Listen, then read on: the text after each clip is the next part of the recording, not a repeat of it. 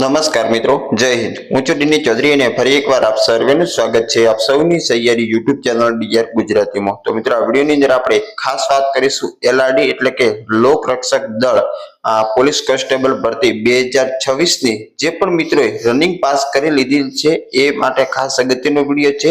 આ વિડીયોની અંદર આપણે એલઆરડીના સંપૂર્ણ અભ્યાસક્રમનું વિગતવાર વિષયવાર માળખું છે એ આપણે સમજીશું। તો વિડીયો ખાસ અંત સુધી જોતા રહેજો। ચેનલ પર નવો તો સબસ્ક્રાઇબ કરી બેલ આઇકન પ્રેસ કરી દો એટલે આગામી સમયની અંદર એલઆરડી અને પીએસઆઈ ભરતીને લઈ અને ઘણી બધી અપડેટ તમને આપણી ચેનલ પર મળતી રહેશે। તો ચાલો આપણે વિડીયો શરૂ કરીએ। તો એલઆરડી પરીક્ષાની સંપૂર્ણ માર્ગદર્શિકા છે જેની અંદર તમને બધાને ખબર છે કે એલઆરડીની અંદર પરીક્ષાની અંદર બે પેપર આવતા હોય છે જેની અંદર પાર્ટ એ એમસીક્યુ ટેસ્ટ છે જેમાં કુલ 80 ગુણનું હોય છે જેની અંદર ખાસ મિત્રો તર્ક ગણિત અને સમજણ શક્તિ આધારિત આખું પેપર હોય છે। જ્યારે પાર્ટ બી પણ એમસીક્યુ ટેસ્ટ છે જેના કુલ 120 ગુણ હોય છે જેની અંદર સામાન્ય જ્ઞાન બંધારણ અને વિષય વસ્તુનો સમાવેશ થતો હોય છે। તો આના તમામ મુદ્દાઓ વિશેની આપણે સંપૂર્ણ વાત કરીશું। તો પહેલાની અંદર તર્ક ગણિત અને સમજણ શક્તિના 80 ગુણ હોય છે જેની અંદર તર્ક અને ડેટા ઇન્ટરપ્રિટેશન માના 30 ગુણ હોય છે। પછી માત્રાત્મક યોગ્યતાના 30 ગુણ હોય છે અને ગુજરાતી ભાષામાં સમજણ શક્તિના 20 ગુણ હોય છે। પ્રશ્નપત્રમાં આપેલા ફકરા પરથી જ તમારે જવાબ આપવાના હોય છે। ફકરા આધારિત વાંચન અને સમજ માટેના પાર્ટ બી ની અંદર સામાન્ય જ્ઞાન અને વિષય વસ્તુના 3 સ્તંભ છે અને 120 ગુણનું હોય છે જેની અંદર 30 ગુણનું ભારતનું બંધારણ હોય છે, 40 ગુણનું વિજ્ઞાન ટેકનોલોજી સામાન્ય જ્ઞાન અને કરંટ અફેર હોય છે, જ્યારે 50 ગુણનું ઇતિહાસ સાંસ્કૃતિક વારસો અને ભૂગોળ હોય છે। ભારતના બંધારણની અંદર મૂળભૂત સિદ્ધાંતો 30 ગુણનું હોય છે, બંધારણનો પાયો અને નાગરિક અધિકારો, પછી બંધારણનો ઉદ્ભવ, માળખું, ઉદ્ભવ લાક્ષણિકતાઓ, આમુખ, બંધારણનું અંતર્નિહિત માળખું, એના પછી અધિકારો અને ફરજોની અંદર મૂળભૂત અધિકારો અને મૂળભૂત ફરજો હોય છે। પછી માર્ગદર્શક સિદ્ધાંતોની અંદર રાજ્યનીતિના માર્ગદર્શક સિદ્ધાંતો અને અગત્યની જોગવાઈ હોય છે। બંધારણીય સુધારાની પ્રક્રિયા અને મહત્વના સુધારાઓ પણ એની અંદર પૂછાય છે।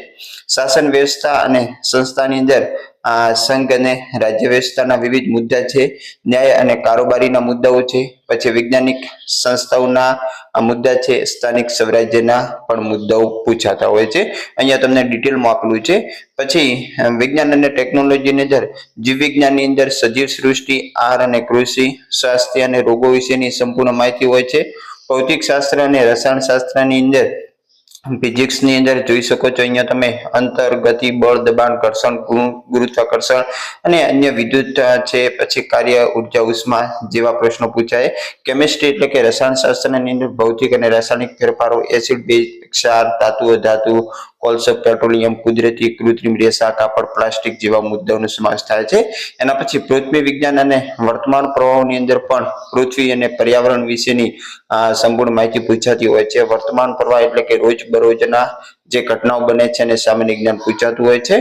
પછી ભારત અને ગુજરાતના ઇતિહાસની અંદર પ્રાચીન કાળ, વિદેશી સંપર્ક, રાજવંશોની ગાથા, મધ્યકાલીન સત્તાઓ જેવા અલગ અલગ શાસકોના પ્રશ્નો પૂછાતા હોય। આધુનિક ભારત અને ગુજરાતના ઇતિહાસની અંદર આધુનિક ભારતનો ઇતિહાસ છે, ગુજરાતનો ઇતિહાસ છે, સાંસ્કૃતિક વારસો પણ ભારત અને ગુજરાતની અંદર કળા પરંપરાઓ, ભારતીય જીવન પરંપરા, મેળા, સંગીત, નૃત્ય, શિલ્પ સ્થાપ્યો, ગુજરાતની વિશેષતાઓ, પછી આદિવાસીનું જનજીવન, સાહિત્ય અને રંગભૂમિ જેવા વિવિધ પ્રશ્નો પૂછાય।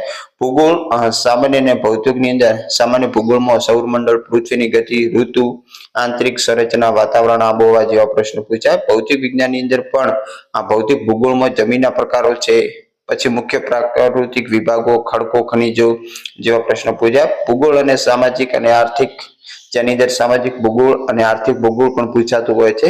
સફળતાની ચાવી તમારી માસ્ટર ચેકલિસ્ટની વાત કરવામાં આવે તો યોજનાબદ્ધ તૈયારી એ જ સફળતાનો એકમાત્ર શોર્ટકટ છે। તર્ક 30 ગુણનું છે, ગણિત 30 ગુણનું, ગુજરાતી 20 નું છે, બંધારણ 30 નું, વિજ્ઞાન અને કરંટ અફેર 40, ઇતિહાસ, વારસો અને ભૂગોળ 50 ગુણનું। આ રીતે એનું વિભાજન કરવામાં આવ્યું છે। જે ઓફિશિયલ પીડીએફ છે એ પણ હું તમને બતાવી દઉં। તો હાલમાં જે મેં માહિતીની વાત કરી એ લોકરક્ષક કેડરની ઓફિશિયલ અભ્યાસક્રમ છે, જેની અંદર પાર્ટ A નો તમે અહીંયા જોઈ શકો છો, નીચે પાર્ટ B નો આપેલો છે અને બંધારણની અંદર તમામ મુદ્દાઓ પણ આપી દીધા છે.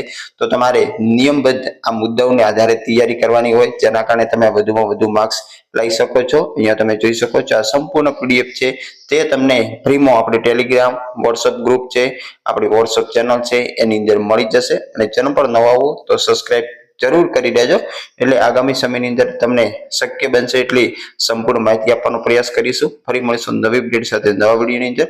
ત્યાં સુધી જય હિન્દ, જય Bharat. Thanks for watching and subscribe my YouTube channel DR Gujarati for more update. Thank you.